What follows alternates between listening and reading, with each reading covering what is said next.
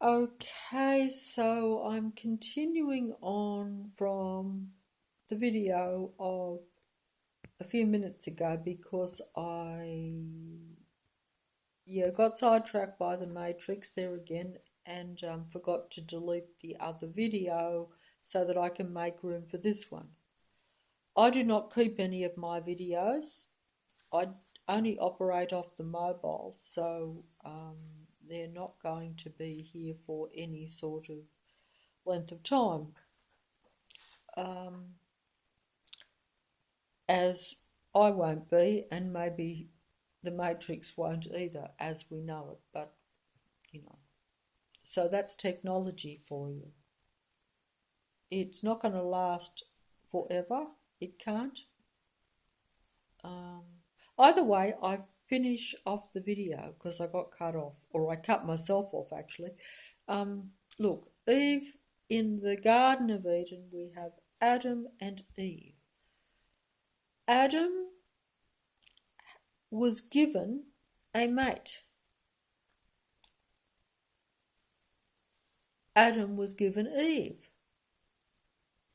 who was the same as Adam, except that this being was put there as company for Adam and for Adam to, have a more enjoyable time, in the earth, and also to make more of their kind. This is as the story goes. If you have a different version, you can have it. I only give one version of. I always have as many ways of looking at stories. There's many different versions. This is just the one I'm doing today. I could do a different one, but this is. I'll stick with this one at the moment. So, we talk about the demigods and the matrix god and the covert way that this god entity has dominion over the earth. It's covert for most of us, but it may not be. It's not covert so much for the demigods, probably. But either way, this being cannot be underestimated in any way. This being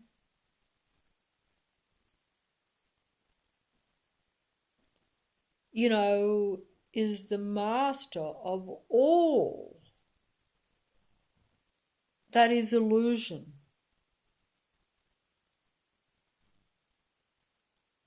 This being is the master of everything that you see.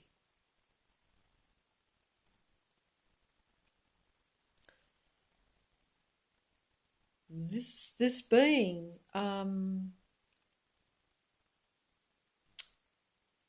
well, let's just say that we have Adam and Eve had Adam. Adam was the perfect mate for Eve. Eve was the perfect mate for Adam. They were the same, of the same kind. They were perfect for one another, and they were happy with one another, as the story goes. There was Adam in particular. Of course, Adam was so pleased.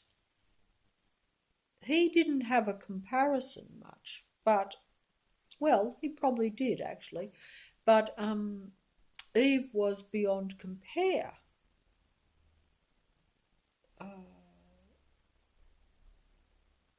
Eve was the ultimate mate.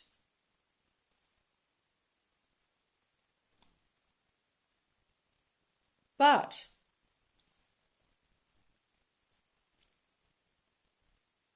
the matrix god entity,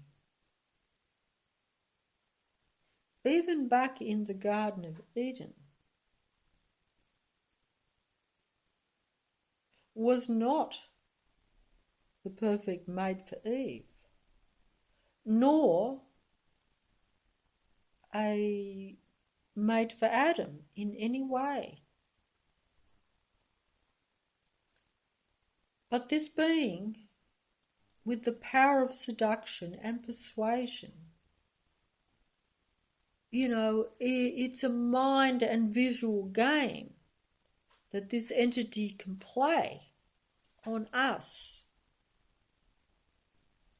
to where we lose sight of the reality and lose sight of what is natural for us. And even our desirability can become twisted to where we are seduced by a being that is not of our kind. This being seduced Eve away from Adam,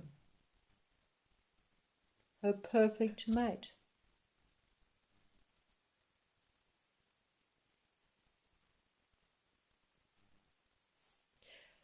How does this happen? This is strange. But I have seen it. I didn't see it back then because I wasn't around then. But, we see it with the demigods. We see it, because our perception and our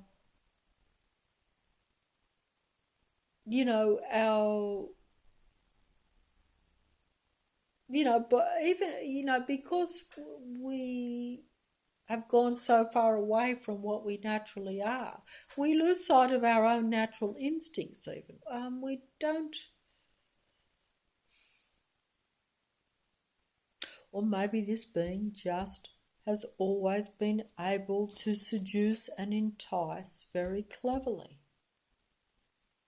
And we don't see it as seduction because it is so well done, shall we say.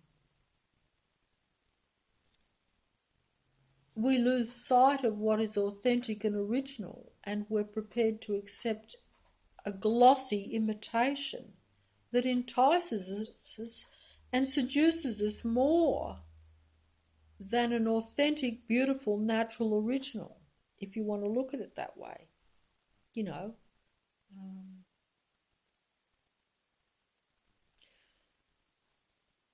Adam and Eve were not thrown out of the Garden of Eden. They willingly chose to follow this duality God entity that was not of their kind. Eve was seduced and Adam followed.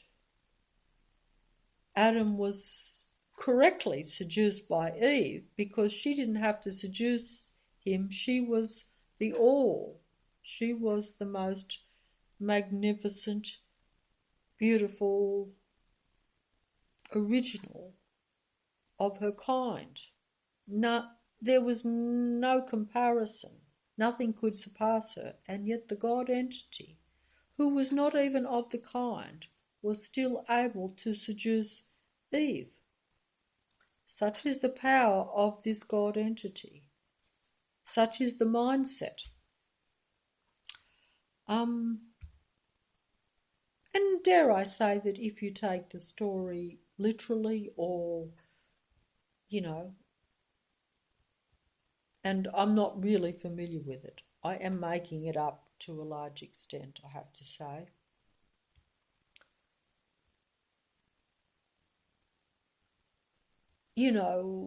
This being's own creator,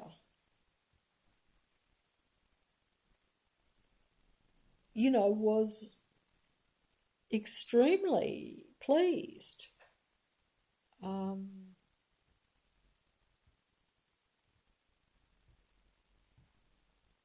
With the creation. And this being was idolized and worshipped before Adam and Eve. Its own creator was seduced and deceived, almost, you could say. I don't know if I put that right. Perhaps deceived is not the correct word. Not deceived, but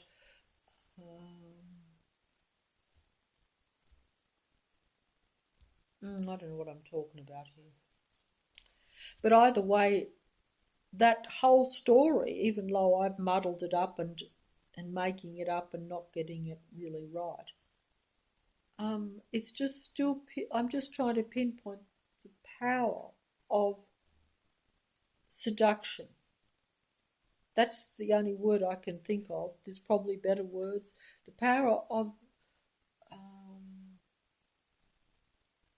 a bit like the femme fatale in movies. You know, they have the femme fatale in the movies where the femme fatale is this beautiful female that is really, what's the word? Is it nefarious, sinister, and tricking. You know, the you know, tricking the tricking the male into believing that the femme fatale loves the man and that, and will trick the man into doing things that the man would not normally do. And that is the same as in the Garden of Eden, where Eve should not have. Yeah, but I suppose Eve probably, there again, I'm ruining the video by making it. I feel that I'm cheapening the video and cheapening the story by my way of putting it, because it even whether you take it to be true or a fantasy or half true, half fantasy, whatever, it's significant story, and many people take it very seriously. So so the way I put it is not respectful of that story.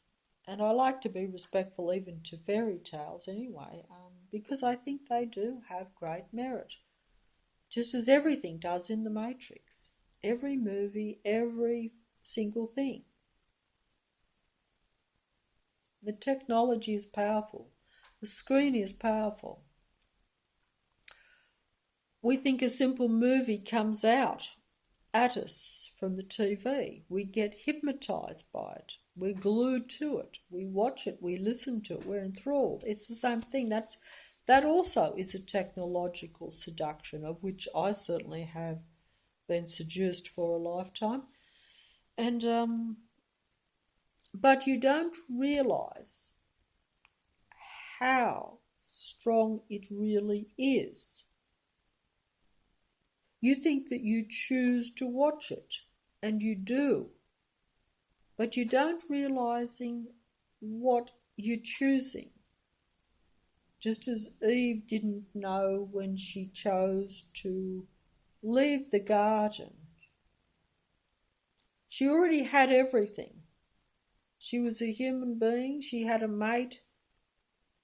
She was given dominion over a perfect natural earth or world, and yet she chose to follow and was enticed to follow an artificial being.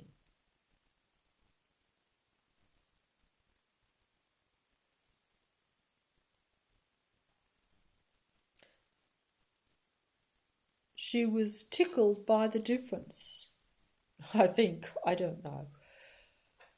Or she was seduced into believing that she could have more when she already had it all. And instead she lost what she already had and went for, something much less. Perhaps because she had so much.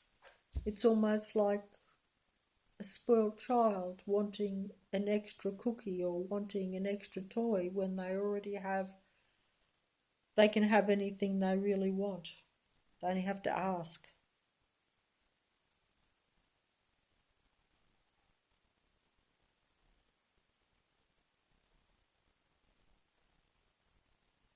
It doesn't make sense in a way, but then, neither does, like I say, I've gone off track here and don't know what I am talking about, but mostly muddle the whole thing up and make it into something silly.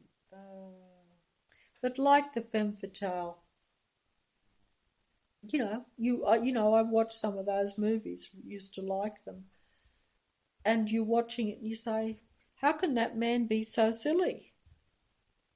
And then you yourself are glued to the femme fatale, and you're like, well, yes, I can understand how the lure of the femme fatale. I can understand, even knowing that the femme fatale is false and phony and artificial. Sometimes the femme fatale will even look artificial, but that even seems so glamorous, that seems so enticing, that seems so fascinating to the man, as it does to the moviegoer that watches the movie.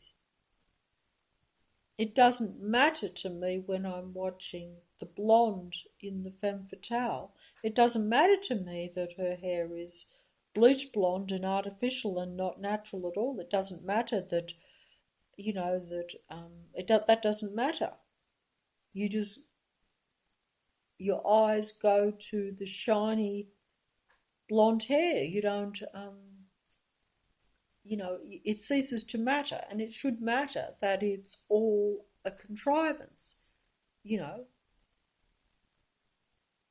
it should matter that um, that that that that even the femme fatale isn't going to probably look like that when they get out of bed. I don't know what I'm talking about here, but you see what I'm trying to say is that it's an illusion. And that's the same with the movies, because the movies are of the Matrix. But and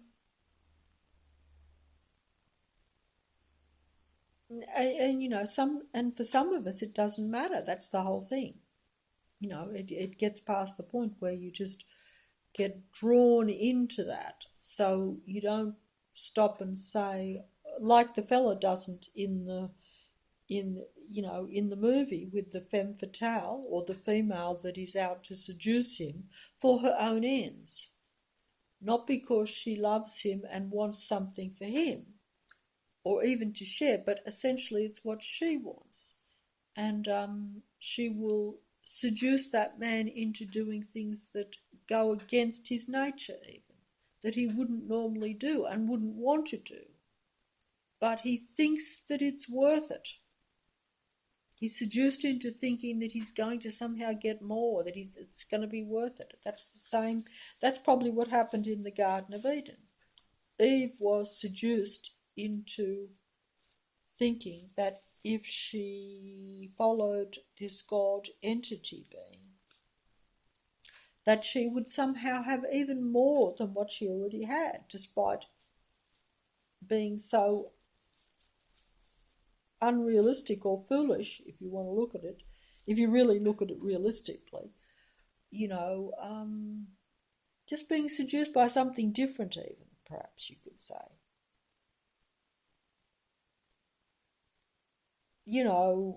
Species shouldn't, in nature, most animals even know that they don't go into a different species' territory and expect to mate with them and expect to be in their group or their society or whatever you want to call it. I don't know what you call those things in the animal thing. They just, it wouldn't be realistic. Common sense, or, of knowing what is correct for you. But see, we've lost sight of that. Human beings just gradually lost sight of that. And some people might say it started in the garden. And the more that time passes, the more you're seduced by the femme fatale. You're seduced by things that are not natural or a benefit for you. Now that we're at the end of the game, some of these things are coming to light, and it's very difficult to deal with. And it's very difficult to realise how simple it really should be, and how incorrect and unbeneficial the choices that we make are for us. That's because we like Eve, we thought, sometimes you can say, I can do what I like. And you can. You have that choice. That's why I say it's a spiritual matrix still, even, because the human still has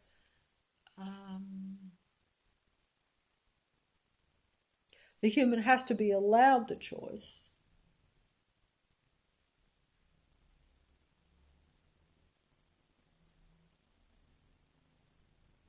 The human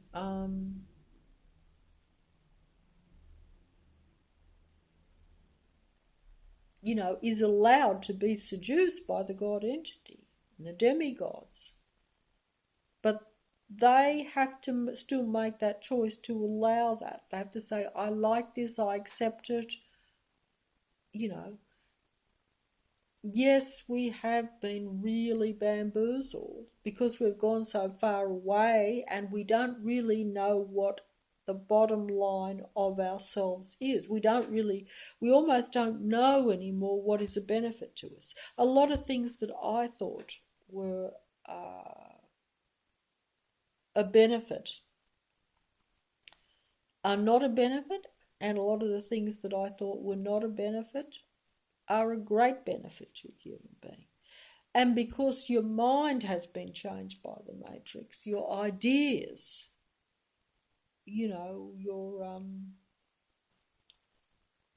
way of looking at things, you don't understand that sometimes what is simple and best and original at the start is correct. It's the better thing for you, but you don't realise that because you've gone so far away from that. It's like, I suppose I could put it simply, like so many of the things that we do are matrix things. We know that they're not healthy for us, but we probably don't know how unhealthy. And we don't know also that they're not of our creation. They're not things we're really choosing, because they are things that are given to us. We think that we make a choice. Well, we still do. But because we don't know that we're in the game and that everything that is presented to us is from the matrix, we assume that half of what is presented to us is probably okay. But we're in a matrix, so everything that is presented to a human being is not going to be a benefit for them, because anything that benefits the human being doesn't benefit the matrix.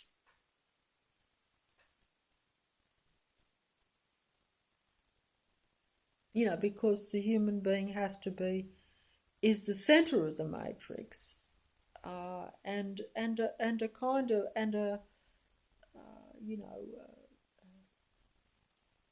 the matrix can't operate without a human being, really.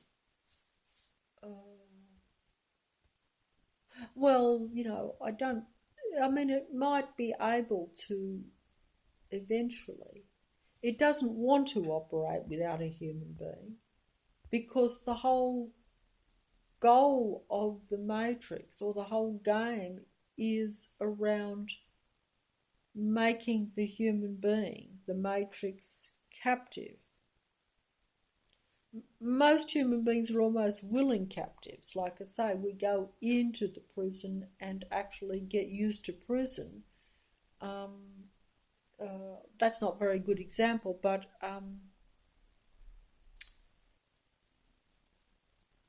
because you're not aware that you're in the prison, you think the prison is comfortable. You think the prison is the whole deal. If you knew that it was a very comfortable small deal, then it wouldn't be so enticing and you wouldn't close the door behind you and lock the key quite so easily. Because it's one thing, like some people might say, well, I know it's a prison, but I like it. I choose to be a captive. I choose to be enticed by the femme fatale. I choose to follow the God entity, like Eve out the garden. She chose it. She was seduced, but she should have known she was seduced. She probably didn't fully. She didn't know that she was seduced not for her own good or not for her own benefit, and that, like there was no real bond there. There was no real there was no good intentions. The Matrix seduces for its own, not only benefit, but for its own satisfaction. It makes it feel good. It's not about making you feel good. It's because the Matrix knows that the human being is special, shall we say, important. It makes the Matrix feel all the more important to know that it can seduce something that that normally that person would not be seduced by or shouldn't be seduced by, because it's not like Adam was the correct mate for Eve, because they were the same type. They were the same species. It doesn't make any sense that a human being would run off with an artificial being or a technical being. It goes against all kind of sense, doesn't it, in a way? And yet that's what happened, because that was, there's the promise, there's the allure that you'll have something more.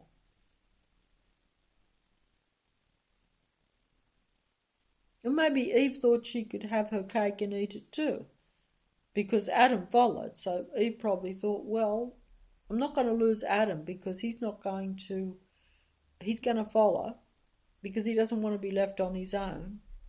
And he knows that I'm the most magnificent thing that he has ever seen or will ever see. And so he can't go back to living on his own and being just with the animals,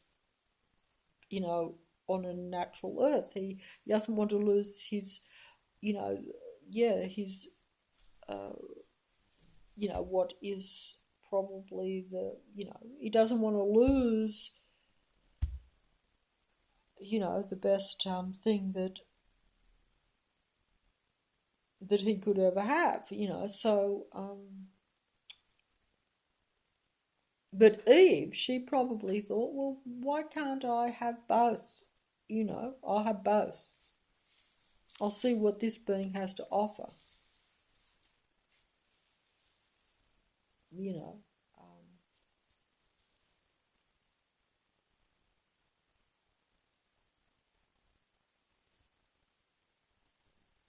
I don't think it's not making it. It makes so baffling to me that I feel stupid saying this thing, because if you look at it logically, it just doesn't make sense. But it's a bit. I think that's the enticement of the Matrix. That always looking for more, always dissatisfied. That's because of limitation. Of course, you're going to be dissatisfied if the matrix always appears to have more, if the demigods always have more, the femme fatale has more than your wife. That's assuming all this is real, which it isn't. It doesn't matter that the femme fatale doesn't really like you. Doesn't matter because you just it doesn't matter if you've got a lovely caring wife that really likes you and that is doing everything for you and that is a benefit to you. You could still be just seduced by the glitter of that femme fatale or that demigod or the god entity.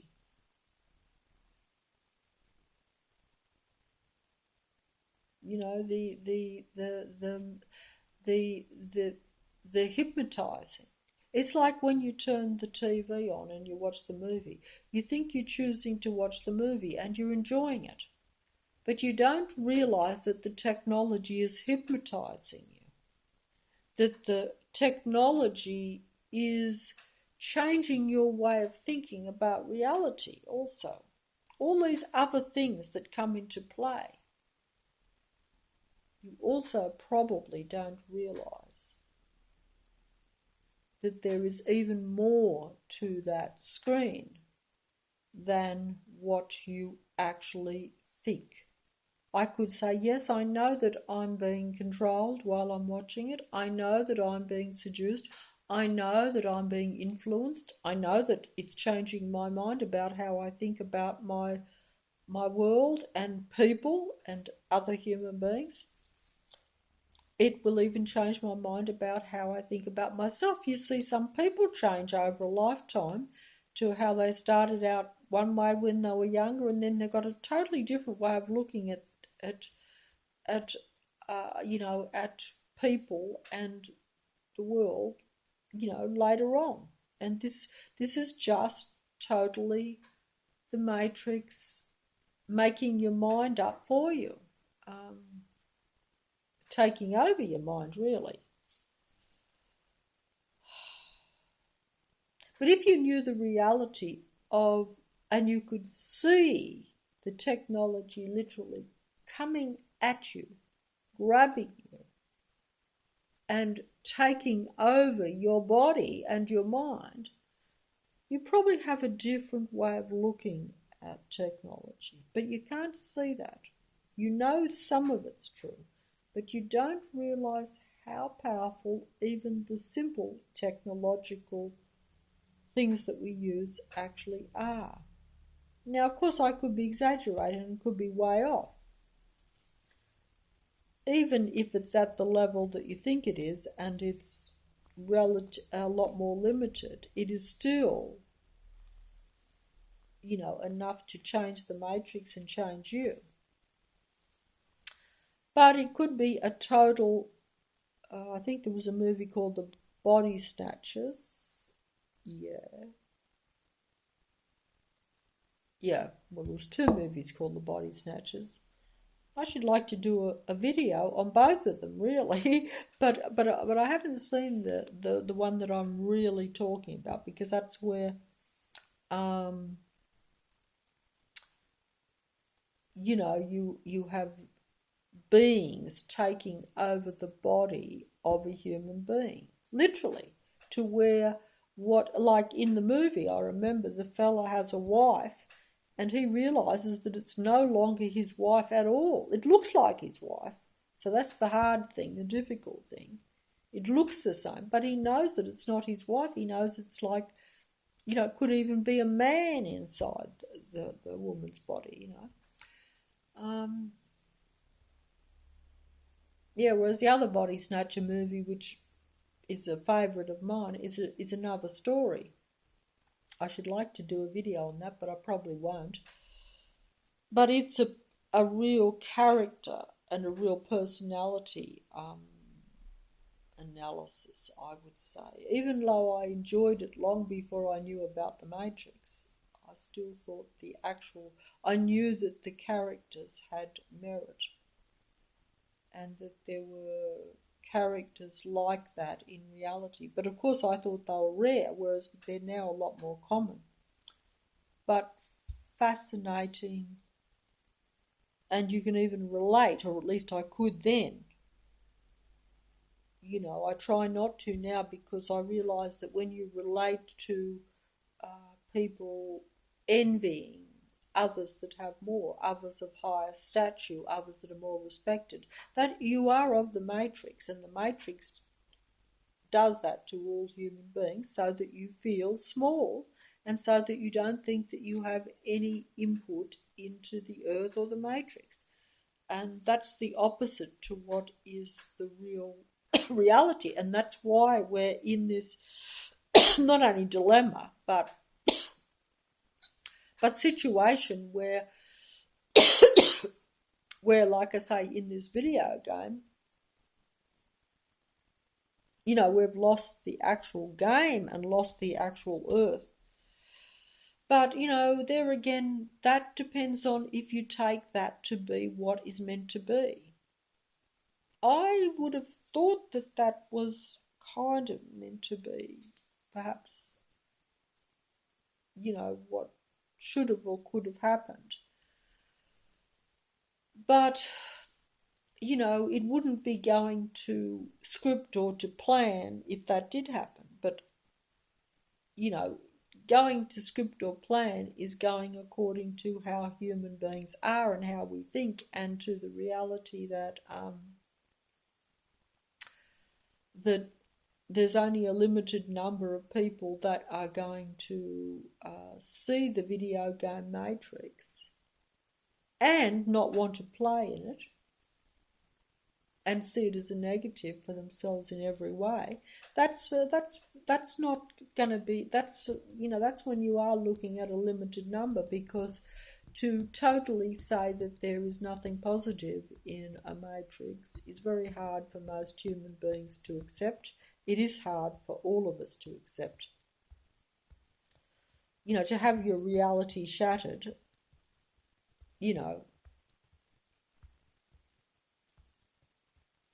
and to realise that you've liked everything that is wrong or not a benefit to you or not what you thought it was, it's even if you know it's true, to walk away, it's like having to start afresh when you should be finishing it up, when you should have gradually expanded to a higher level, or to, and instead you're still at the low level,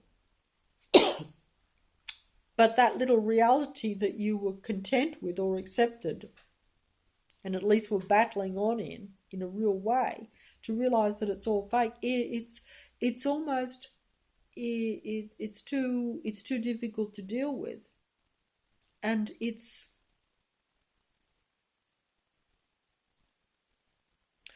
you feel extremely powerless, and threatened, and you are under threat. So it is easier then to operate with cognitive dissonance. In fact, it almost seems safe, and maybe almost no alternative for most people. I would do that myself, but I didn't actually have that choice, because the matrix exposed itself to me, as I've said before, so I didn't have the luxury of even the cognitive dissonance, which really means you stay in the dark and you will be taken down. But at least until that final moment, you'll still be kind of content in your false reality. I'm not sure how people can possibly see it as a real reality at the present time. I mean, a lot of people, their reality is being shaken right now. Even the most psychopathic people are must be finding their reality very hard to deal with. And their identity as being dominant also is totally under threat, because the matrix is coming down hard. It's got nothing to lose. It's in the finality. It sees every human being as a potential force that they know should and could reverse the matrix.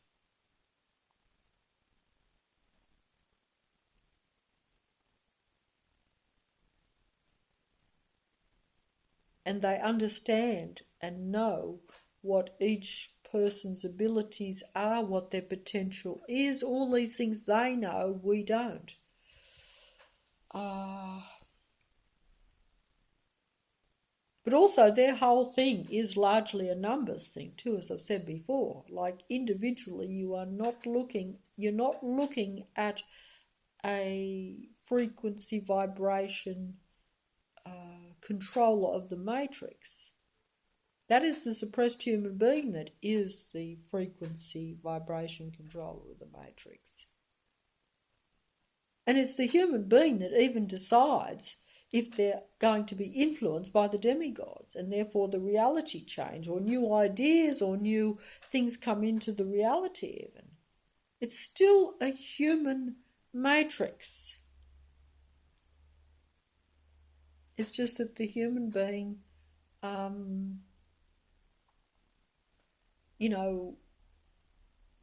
doesn't know this and doesn't, and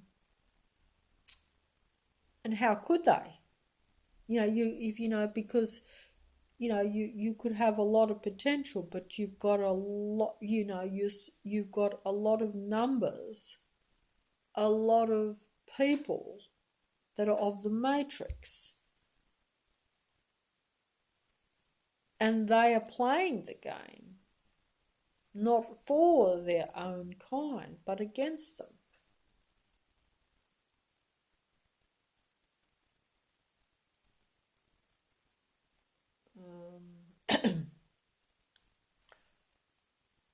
I think I better fold up. I don't think I've made very much sense here. There's some truth to some of the things I say, but I don't put it very well. And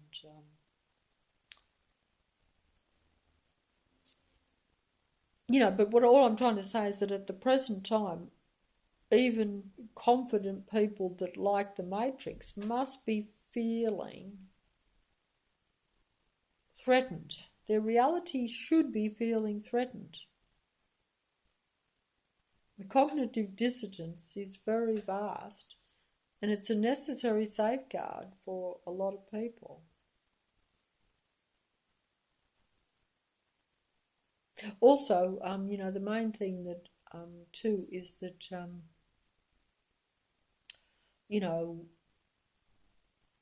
if you believe the Matrix, then you believe that things are real. So you're going to play along with it, thinking that eventually there'll be light at the end of the tunnel, all that sort of thing.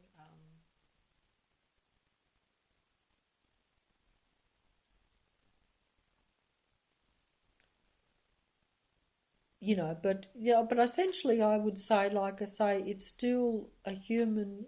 The Matrix is all. Everything is of the Matrix. Everything is negative for a human. But because the human is still the most important thing, and it's still essentially a spiritual realm, in a way.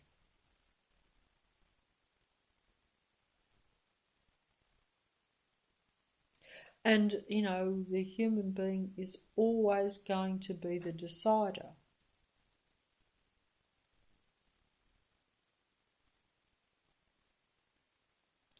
But we don't realise that we are the decider.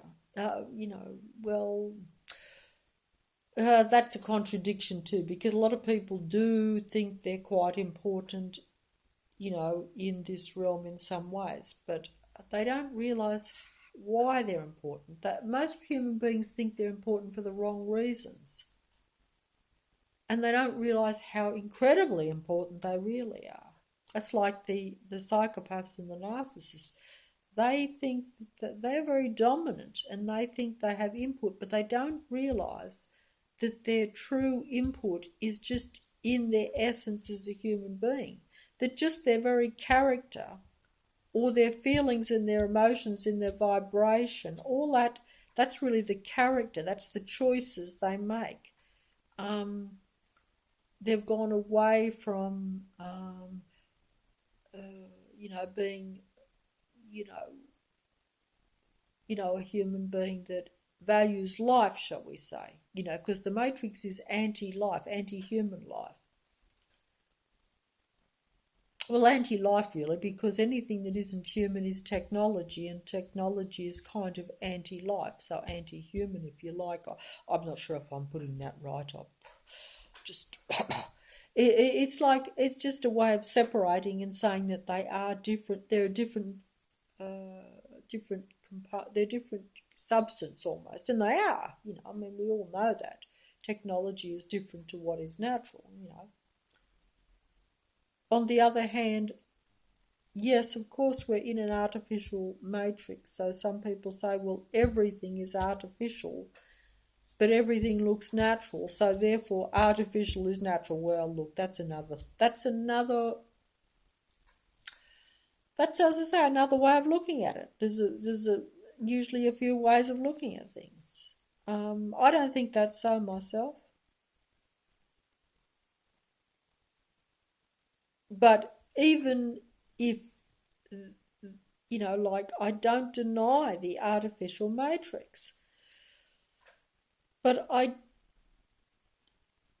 even if the human being was inclined to be artificial, shall we say, there would be a reason for that.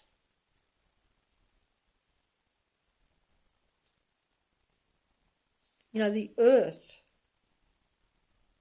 itself could be like everything else, this frequency vibration battle thing.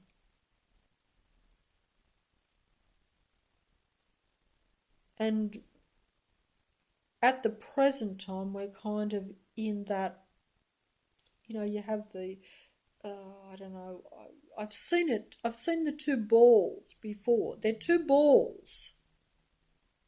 You have two balls, two circles, two balls. Let's say two earths, even though they're, not really balls, but this is just for the point that I'm trying to make. I think I'm trying to make it. I don't know if I make it good, because I've always said we're almost like in limbo. There's a decision being made here. Human beings are always making a decision, but they think they're making personal decisions, but they're really making decisions for the whole matrix, especially if there's limited numbers. That means that each person becomes even more important depending on the numbers, doesn't it? That would make sense, wouldn't it? If you only had 10 people left, even if you had, 1,000 others, those 10 people are more important than the 1,000 others who do not have that decision making, because they're not frequency and vibration. They're not human, so they're not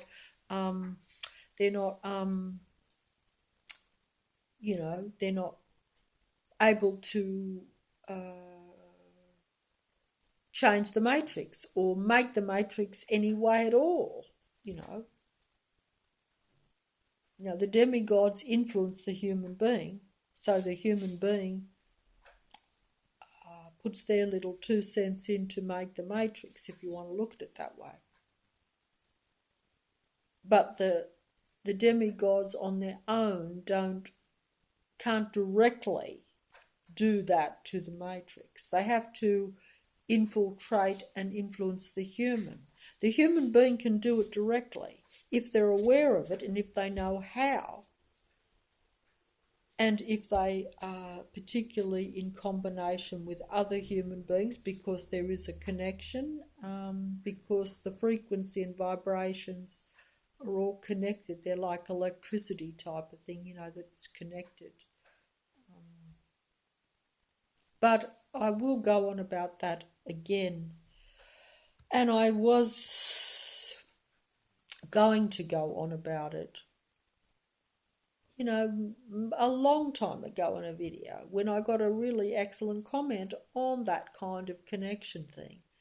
But unfortunately, the internet went down for a month and I lost the comment. So, but I remembered the little bit that I read of it, you know, and it made sense to me. It's making more sense now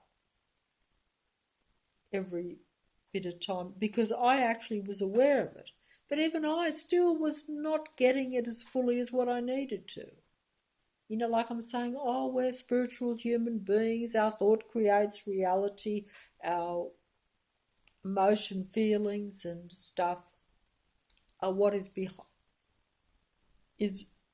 what is behind the thought, and then with the emotion and feelings behind that thought gives it the power to influence the matrix, or really it ends up making the matrix what it is, for good or for bad, for better or for worse, as they say, you know. You know, if you've got negative feelings and emotions and you have a thought, you know, that is going to be a negative frequency vibration world that you're going to contribute to creating, unfortunately. And that will be intentionally directed by the matrix because they want to keep the low frequency matrix going. They don't want, you know, a high vibrational positive matrix. That's not how, they don't play in that arena. That's not their world. That's why I say you've got the two circles and you bring the two, this is like a magnifying glass, right? There. Now if I had another magnifying glass, which I actually haven't got, and I bring the two of them together, they cross. One goes over that. You know, like, and you have this little area that's closed off, you know, and that is the limbo, the deciding area that we are in right now. That is the end of the game. It's decided in that area and then it will swing one way or the other. See what I'm saying? It'll swing one way or the other, depending on the frequency and vibration that takes place in that battleground, that arena, a chess game. You know, if that frequency becomes really negative,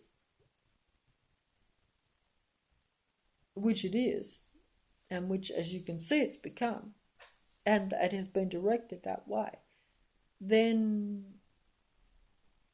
it just then merges into the one negative kind of thing, to where the whole world is 100% negative, and it's pretty much close to that. In fact, it actually is that in my way of looking at it. It has been for a long time. It's just that we've not been aware of it because you don't understand all the things that go on, and you don't know or notice every negative thing. A lot of things that we, you know, that are in our reality, we don't see as negative even. We accept them because they become normal. That's part of the matrix too. But, you know, but we should probably know that. But we're so far away from, you know, from where we started that, you know, everything's changed. It's like the technological world. You know, we think that's natural and normal. We think that's progress. We don't realise that it's actually not progress at all. And also we don't, most of us probably don't, I mean some do, but when I say some do, I mean that those of the matrix probably know anyway, but they like that, they accept it. They know it's negative, but they like negative. They don't, They don't see. But human beings now think that way too. You see, so we should sort of know when something is not a benefit. We should sort of know when something is. I keep using the word negative because I can't find a better one, and I'm not explaining it very well. You know, if you're going to use words, you should really. Explain it. But you see, it's because we don't understand that that everything is played against us. It is played with the human being is the prize, but uh, it's like possession though, and I don't mean possession like the possession that I should be talking about today. I was going to finish up the Innocence movie. I mean like just a possession, an object. You know, I possess this magnifying glass. It's my possession. I own it. I think I own it. But that's a magnifying glass. That's a plastic thing. Whereas a human being is a spiritual life force. It's not meant to be possessed by an artificial life force. It's an independent spiritual being.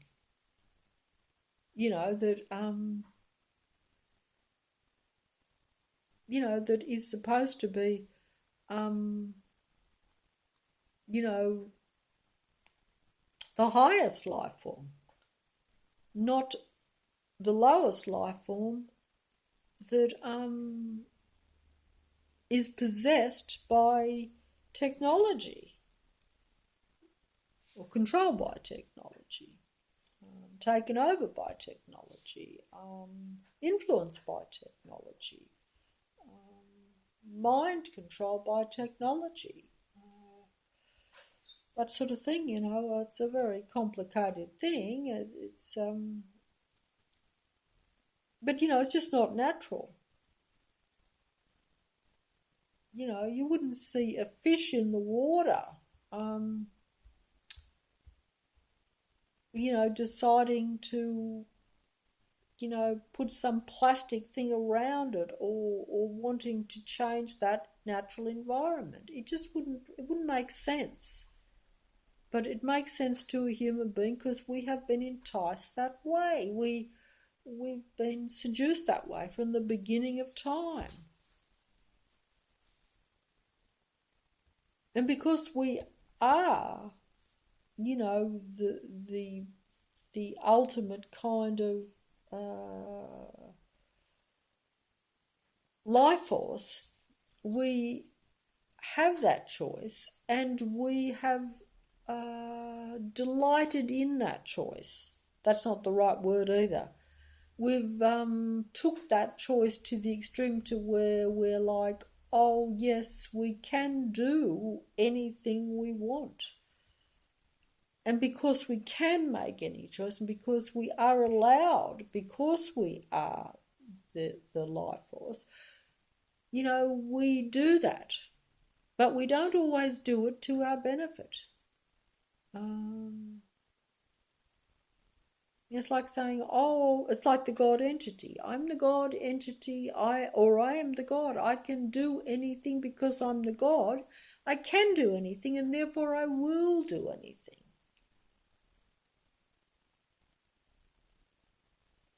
And I'll be safe because I'm the God.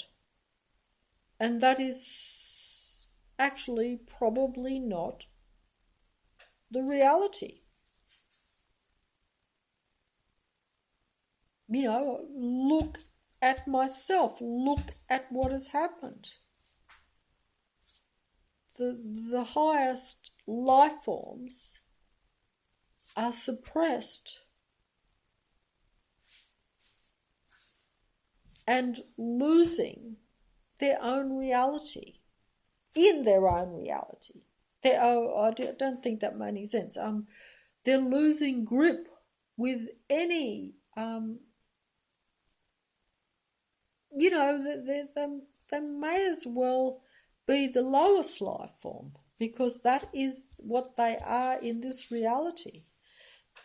That is from exercising what was given, the free choice and the ability to, to go with anything. Just as Eve decided to leave the Garden of Eden, leave the perfect environment for a less perfect environment, and was even prepared to leave her perfect mate, for something that would,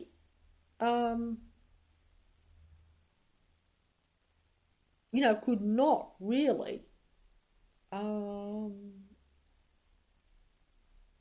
reproduce even more of the perfect kind, if you want to look at it that way. Because, if you got a perfect mate, you're meant to stay with that perfect mate. You're meant to, oil and water don't mix. I don't know if that made any sense. I don't think oil and water mix. I might have that one wrong. But you see what I'm saying is that, you can do many things, but it is not going to be the perfect match. It will be a less than perfect match. You can still do it. You can do lots of things. But it's probably foolish to not stick with that which is a perfect match for you, that which was intended, and that which, is just designed. It's a foolproof design. So it's okay. Maybe it's not okay, but you can be fascinated by something that's different. But you do have to be careful not to think that what is different is actually a benefit for you, and you shouldn't throw away what is the same for something that is different. You can do that, but you will lose. You will lose. Just as Adam and Eve lost their little paradise when they made those choices.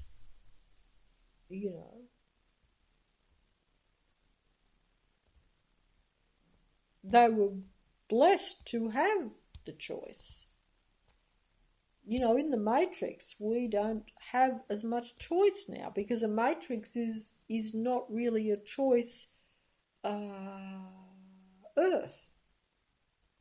A Matrix is, a control Earth, whereas the Garden of Eden was a natural, a natural choice Earth. A natural choice Earth for a human being.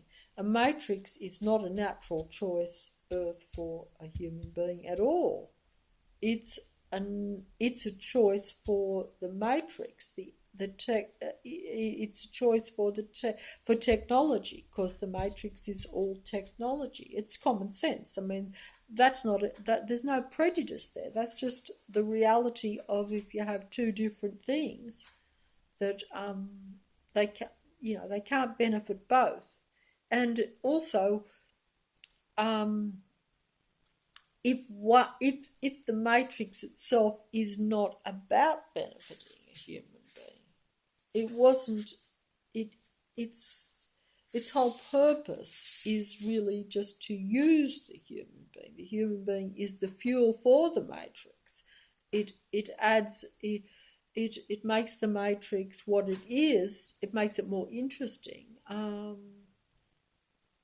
And the Matrix needs it as a component, because while there are human beings in the Matrix still, then you need to have human beings in there to, you could theoretically probably have no human beings in a Matrix. If, I can't put it that way. You wouldn't need...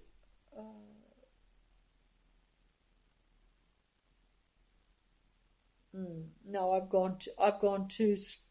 gone far too far for even myself, to where I now have lost complete sight of what I'm talking about, and realised just how complicated a matrix is, because like even I'm thinking a certain way and then I'm realising, but hey, wait, um, a matrix, if it is controlled, and it's a frequency matrix, even though it's a control. See, that's the confusing thing, because you kind of think, see, that's because you don't understand the science of things, and I don't. You don't physically see it, because we don't have enough ability to see things. You can't see the technology, so you don't know how it works. Even if you don't understand something, if you can just see it, you don't need to understand it as much, but you know how it operates, you know how to control it, you know how to use it. Humans have none of that.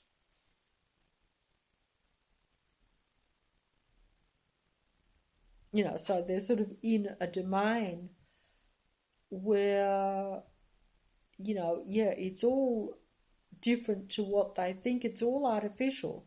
And they have no idea.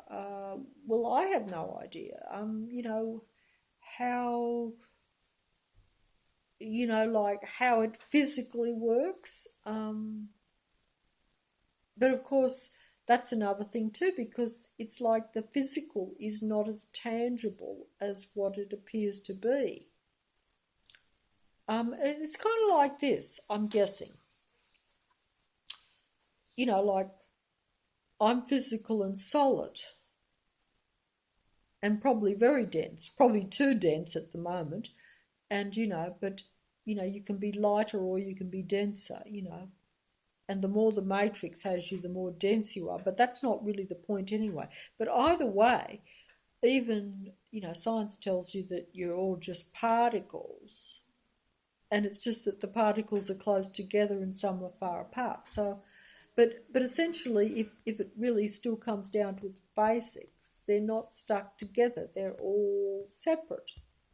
So that means that things can pass through us, even though, like, I can't see that something passes through me, because I think I'm solid. I appear to be solid, but I'm not really solid at all. So, so things can really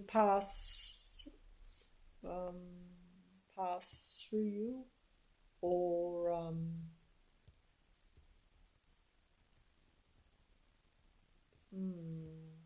think I've outwitted myself here. I better close. I have lost complete sight of what I'm talking about and making no sense whatsoever. I had better fold up. Once I try to be too scientific, or go beyond my basic kind of simple concepts, then I go beyond my abilities. I do not, I do not have those abilities. I don't have that knowledge. Um,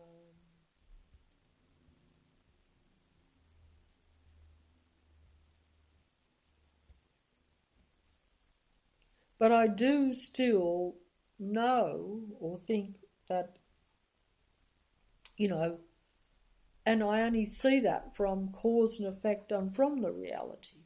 I don't physically understand how the particles and how the smallest things of it work, because I can't see it. I don't have knowledge that way. But, even at the present time, if you just piece together enough enough of the reality, enough of enough of saying, well, look at what's now happening.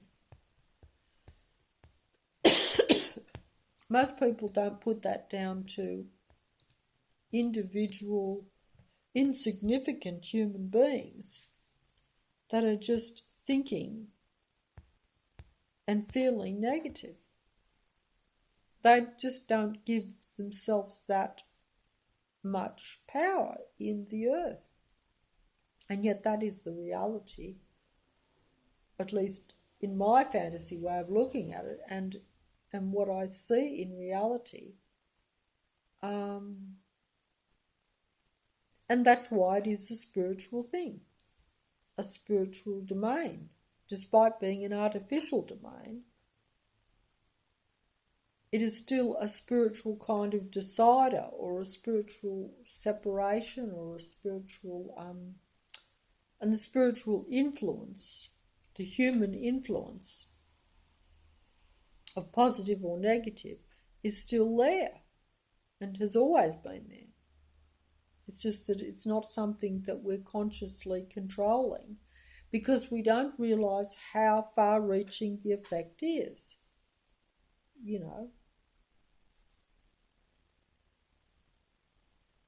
I think, like myself included, you try to not let the Matrix play you too much, but because you're human and because the Matrix does play you and set you up, it is very hard not to think and feel negative. Even knowing the full scope. You fall for it over and over again. I know I do. I can't believe that I actually do. See, the human emotion and feelings that is their real benefit, their real power, if you know what I mean, is really used against in the Matrix. Because the Matrix is all around, it is the power of influencing your frequency, your feelings. And because you don't understand that it's a spiritual and physical domain, that feeling, that negative feeling,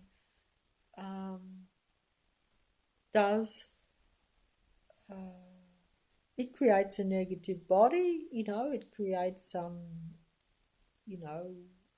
negative body that doesn't feel good, and then that also can create a negative mind, which then creates the negative feelings, all this sort of stuff.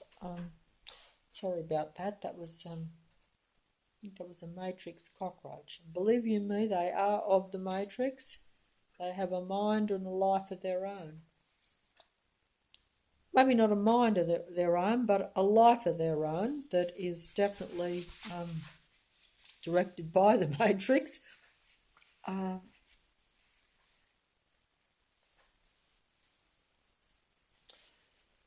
But if you don't believe in the Matrix being a proper control kind of video game world, then you just say, oh yeah, the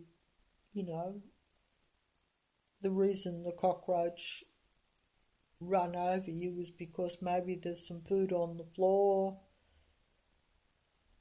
maybe this, maybe that, And cockroaches are very simple, low-level creatures, so maybe they don't know where they're running, you'd probably say. So it's just accidental if they run over you or into wrong spots or whatever. But, so that's the difference between seeing the reality as not a random area at all. It's a big difference.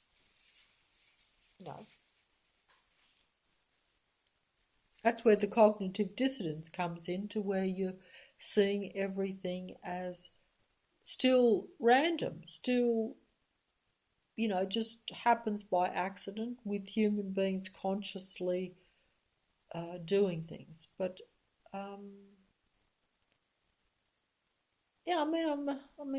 gone off the track anyway, because we know that we still have people and things that do go against us, but we just don't realise that it's all inclusive and that it's not natural at all. That's all. That not natural element to it, that technological control of the reality, makes the big difference. Makes a very big difference in, depending on how far you think it goes and how much it overtakes you, how much it, affects you, your mind and your body, etc. And who controls it.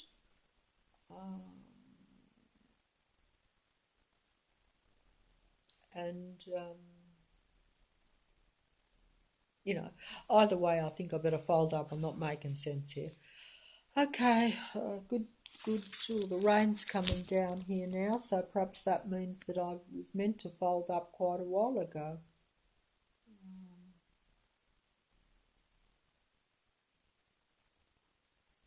Yes.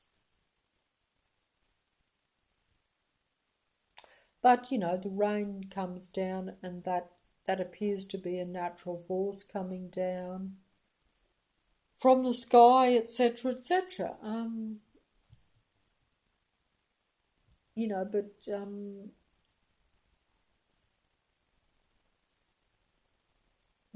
our sort of domain probably is a lot more like a copy or an imitation. Like I say, there's 2 or 3 of everything, and for whatever reason, this particular reality is more of a copy or an imitation than the original that we assume was a natural kind of earth. Obviously living in the reality I do now, I wouldn't even know if there was ever a natural earth. But I would assume that, even if you have a matrix, you'd kind of assume, I think, that, and particularly allowing for that element with the demigods and the God entity, where they very much take what already is and use it to their advantage, and they're master copiers and imitators in every way, and sometimes they make something more interesting out of it even. So it's our reality is even like that. There's always been copy and influence, in all fields in many ways. I don't know what I'm talking about here. It's time to fold up. Good morning, good night. I'm not even sure what the time is now.